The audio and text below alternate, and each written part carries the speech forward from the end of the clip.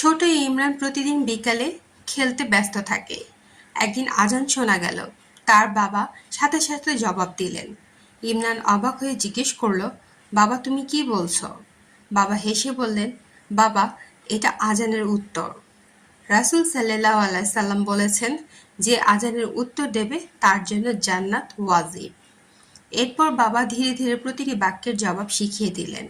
শিশুটি আনন্দের সাথে তা মুখস্থ করল। সেই দিন থেকে ইমরান খেলাধুলার মাঝেও আজান শুনলেই থেমে যায়, উত্তর দেয়।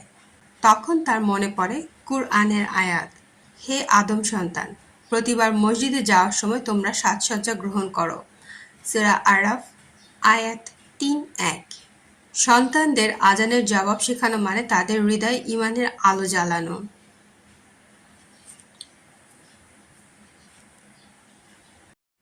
ভিডিওটি যদি ভালো লেগে থাকে তবে লাইক করুন, যাতে আপনার ভালোবাসা পৌঁছে যায় আল্লাহর দ্বীনের বার্তায়। কমেন্ট করুন নেক আমলের নিয়তে, যাতে অন্যের ঈমান জাগ্রত হয়। আর শেয়ার করুন সওয়াবের অংশীদার হতে। কারণ জ্ঞান ছড়ানোও একটি ইবাদত।